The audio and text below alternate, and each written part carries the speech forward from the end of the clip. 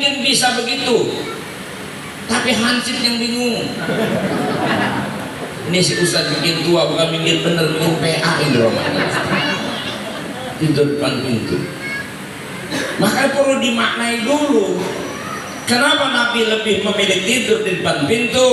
Nabi menunjukkan kepada kita semua, Nabi sebagai seorang suami teladan, suami yang sangat menghargai dan menghormati, mencintai istrinya. Jangankan menyakiti istri, Pak, jangankan menyakiti istri, mengganggu kenikmatan tidurnya saja Nabi tidak mau. Nabi lebih memilih tidur di depan pintu. Keren gak? Maka kita ambil poinnya. Jadi suami jangan suka nyusahin bini, ya Bu. Jadi suami jangan suka ngerepotin istri. Was belain.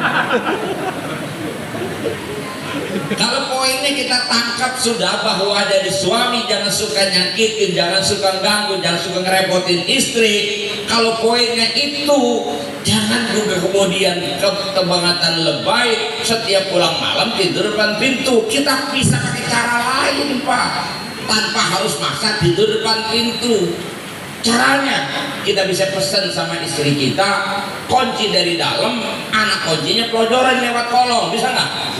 Bisa, sehingga kita nggak perlu tidur depan pintu. Atau kita bikin kunci duplikat, bisa kan? Bisa. Atau cara yang ketiga, Pak, ini lebih efektif. Bapak gak usah maksa tidur di rumah itu, Bapak bisa pindah tidur di rumah yang satu lagi. Ya kan boleh, Pak.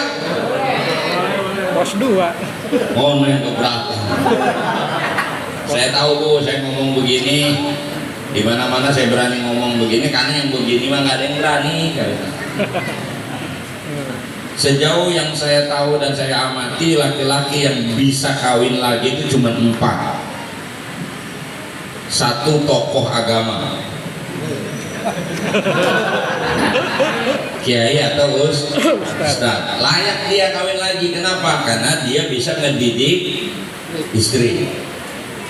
Yang kedua, orang kaya. Kenali suami ibu baik-baik, nggak kenal suaminya lagi.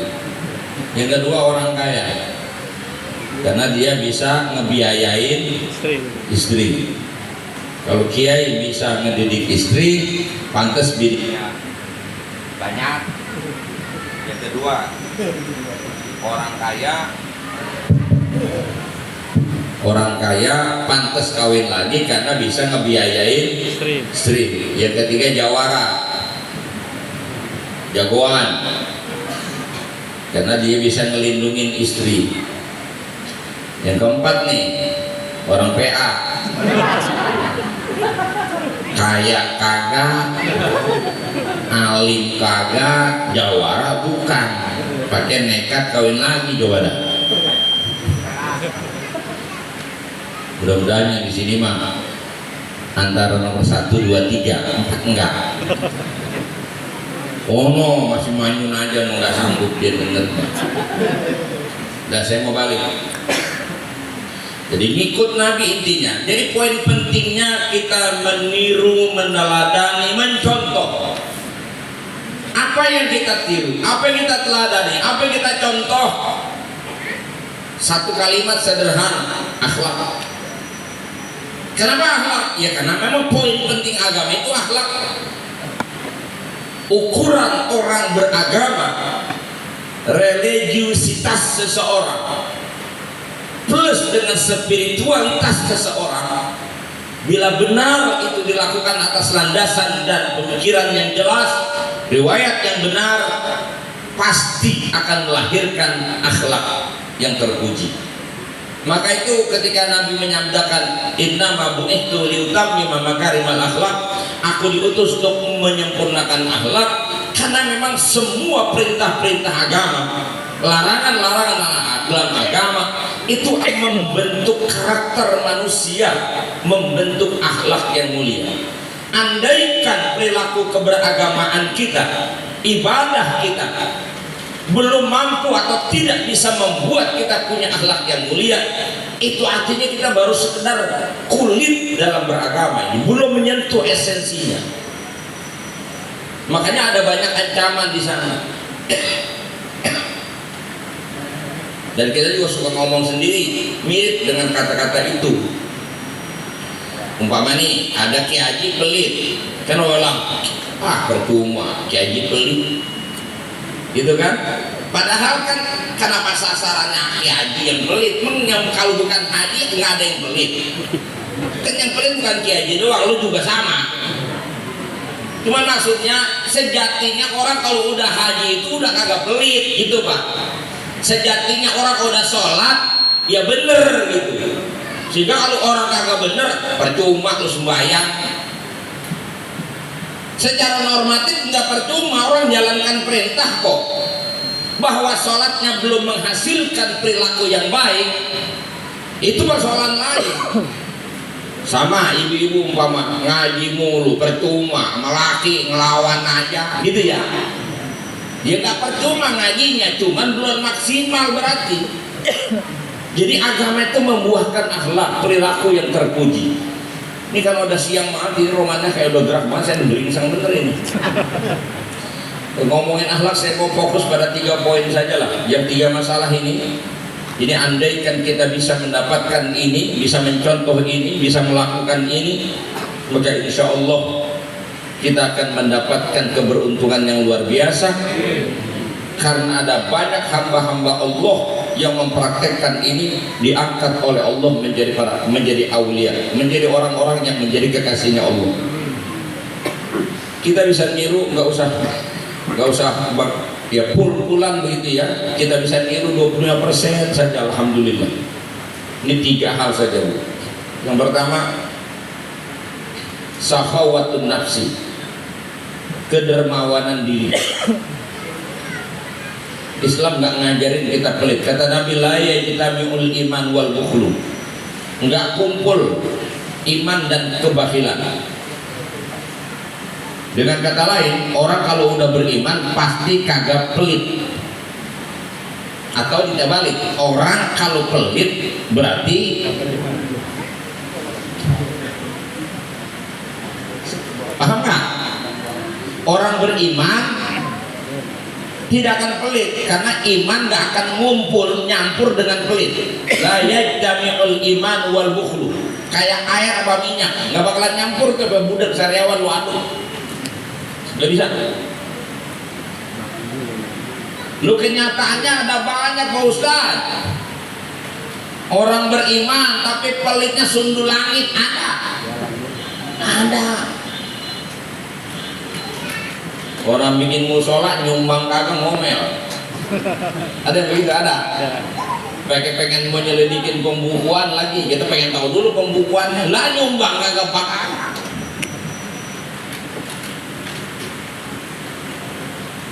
Satu dua, saya mau mendingan pakai kabel.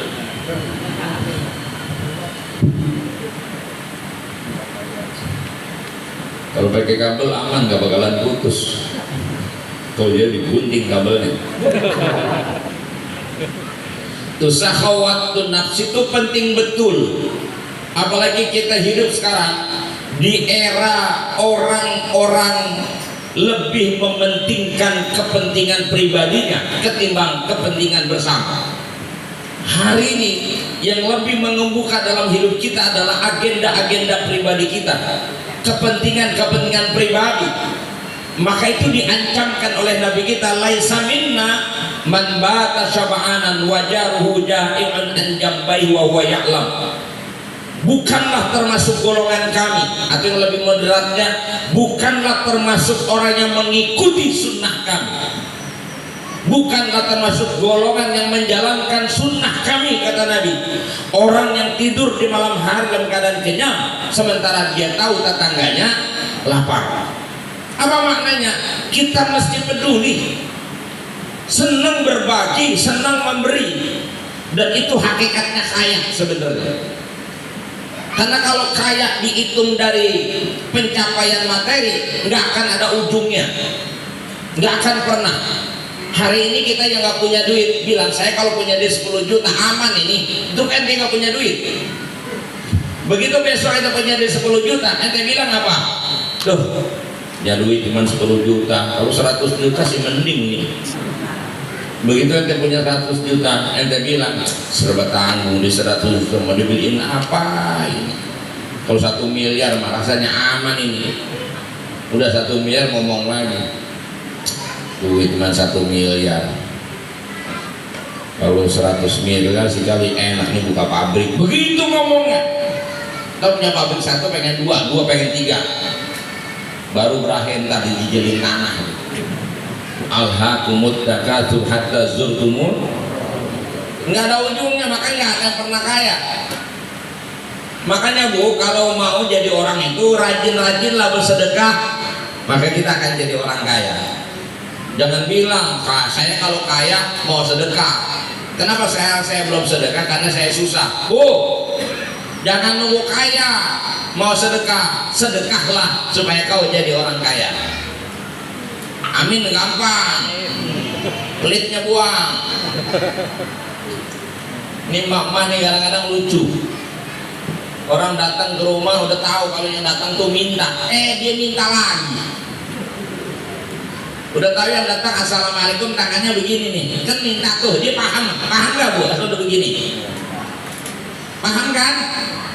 Kenapa ibu buka pintu, jawab salam juga kagak, dari ujung pintu langsung teriak, maaf ya. Yang ini minta duit, itu minta maaf, kagak nyambung. Coba dah.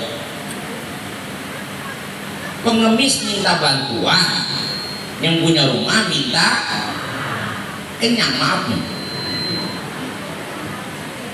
Ini ngapain sih bangku? Muter. Boleh bangun saya berarti.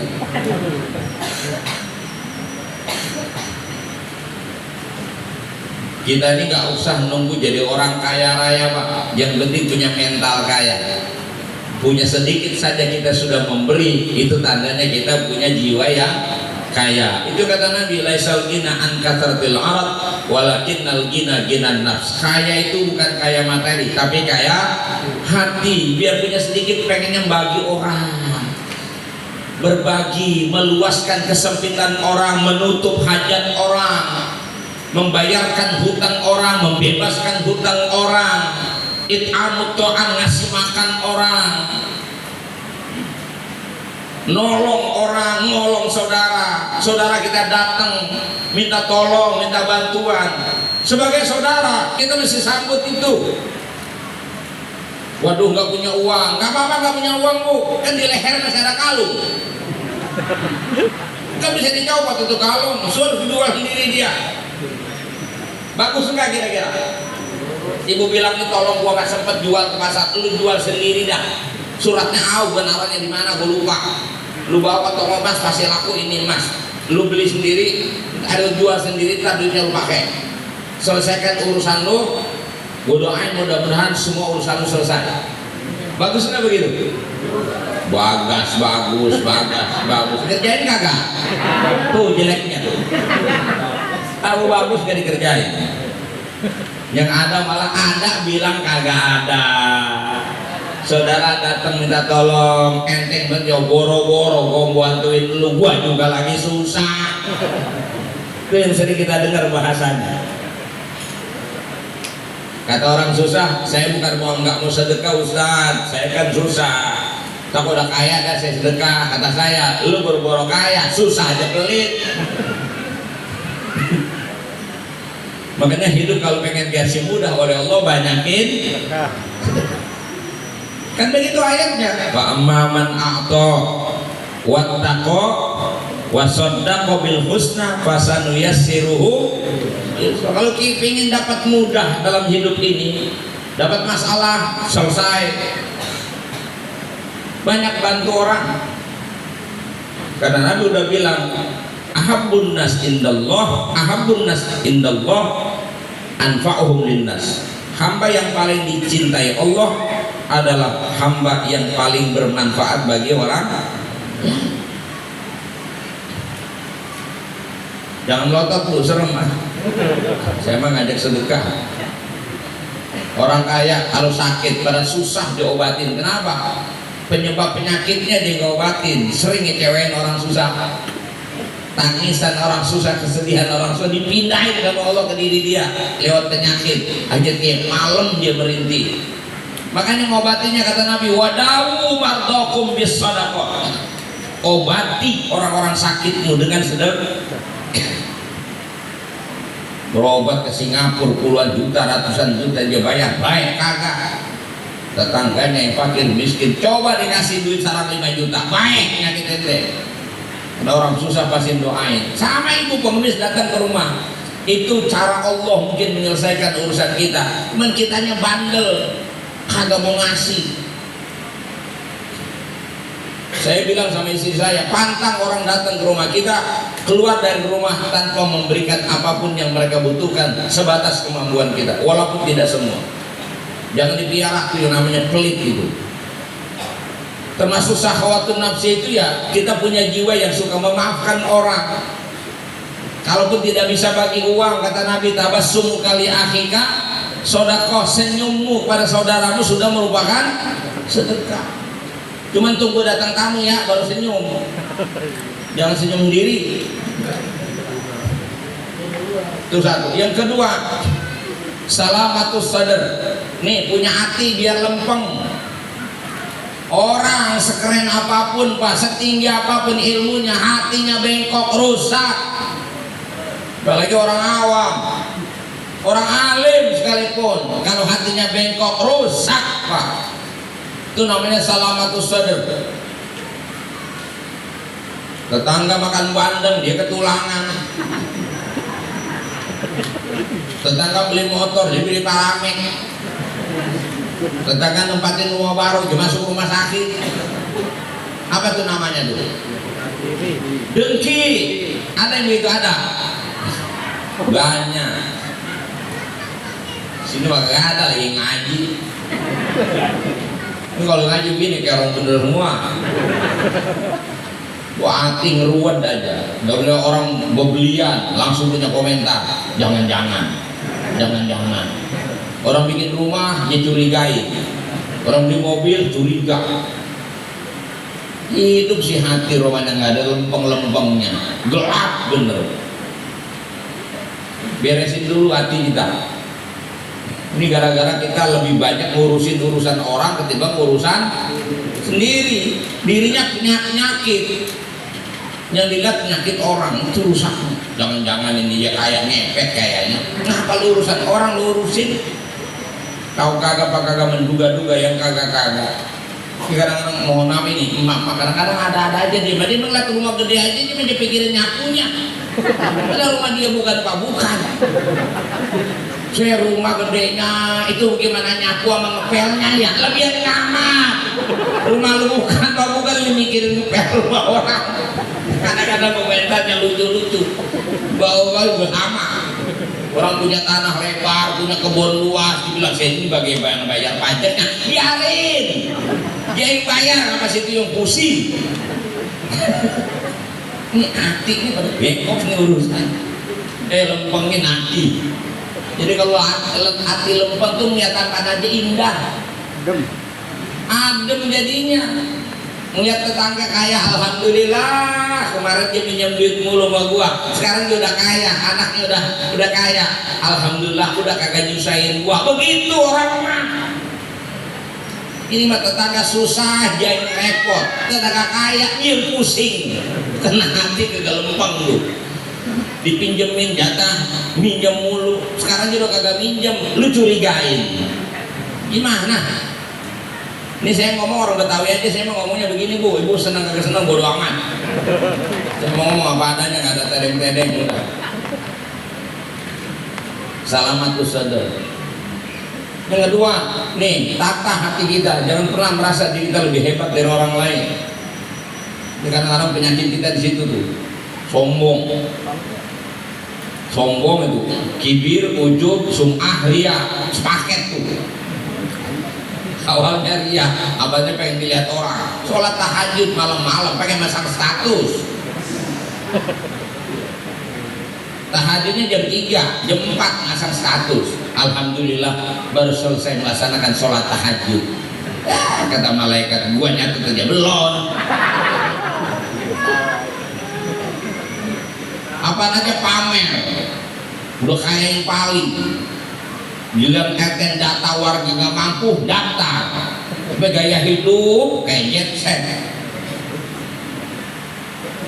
Itu baju di rumah digantungan, orang melengkung tuh gantungan, orang kredit semua. Pengen tampil, wah, padahal nggak punya, sombongnya itu minta ampun. Ada gitu, ada. Saya nggak bukan ngomongin ini, Wak, saya lagi ngomongin yang begitu. Kalau ada, yang sengaja saya, bukan nyinggung, bukan ini, sengaja. Kesombongan kita, puncaknya apa? Ketika kita menolak kebenaran lalu merendahkan manusia. Batarul haq wa ghamtun nas. Bahkan Tuhan ditantang sama dia.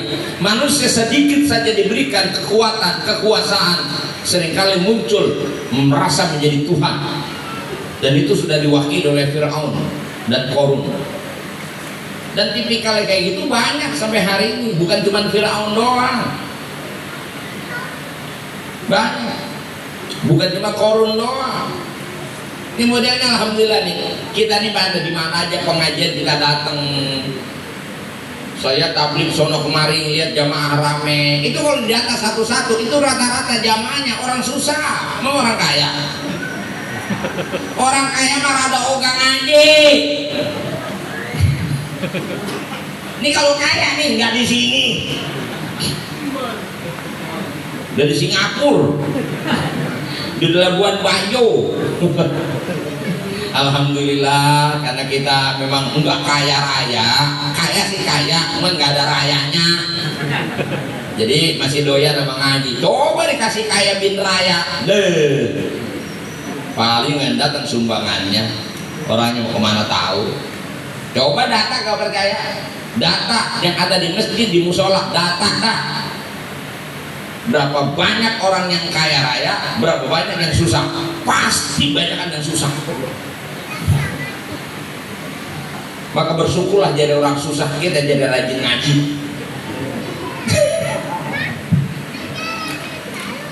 Bu, jangan seuzon sama Allah. Kalau kita hidup dikasih pas-pasan, alhamdulillah. Selama kita masih rajin ngaji, bisa ibadah, alhamdulillah. Takutnya kalau kebangatan kaya, jangankan orang model kayak kita. Itu Qarun itu kan sepupunya Nabi Musa, beriman tadinya. Waktu susah mah akrab banget sama Nabi Musa, rajin banget ibadahnya. Weh, begitu kaya berubah. Terus ghamtun nas, meremehkan orang. Kecenderungan kita ini hidup kita merasa lebih penting dari orang lain. Urusan kita penting bagi orang, urusan orang tidak pernah kita anggap penting. Kalau kita minta tolong sama orang, seolah-olah orang wajib nolong kita. Sementara orang lain butuh pertolongan, kita tidak pernah tampil untuk hadir menolong mereka. Kenapa? Kita merasa hidup kita lah yang paling penting bagi siapapun. Sombong nggak namanya kita? Sombong. Padahal dari mana kita boleh sombong? Pak, nggak ada alasannya kok kita bisa sombong. Ente yang kaya, ente gak bisa sombong sama orang susah. Kenapa? Karena orang sekaya apapun, dia butuh orang susah. Nggak akan mungkin orang kaya menikmati kekayaannya kalau nggak ada orang susah. Dia punya uang banyak, dia bisa bangun rumah mewah. Tapi rumah mewah itu jadi itu karena ada sumbangsih orang-orang susah. Yang ngaduk semen siapa kemarin? Yang bawain batu bata siapa kemarin kalau bukan orang susah? Mana ada orang kaya mau disuruh bayar? Betul. Makanya ente kalau jadi orang kaya jangan kau sombong. Ente yang miskin jangan sewot aja sama orang kaya. Kita semua masing-masing punya peranan penting. Gak ada orang yang gak penting peranannya. Semua orang tuh punya peranan penting. Ulama punya peranan penting bagi orang awam. Orang awam juga punya peranan, Pak, buat ulama. Maka kita jadi ustadz, jadi kiai, jadi ulama umpama. Jangan bertantang bertenteng tentang ustadz romanya. Urusan kita penting, urusan umat gak pernah penting. Emang kita bisa jadi ustadz kalau kagak ada jamaahnya? Saya betapapun dikasih bangku muter kayak begini, naik di atas panggung, udah bangkunya tinggi, dikasih bangku tinggi lagi, tanda saya dihormatin. Saya harus mampu menghormati jamaah. Kalau saya hanya merasa diri saya penting bagi jamaah, apa jadinya coba ketika nama saya dipanggil, yang ini kabur ke sono, yang ini kabur ke sono, saya naik sendirian, apa gunanya saya di sini? Betul.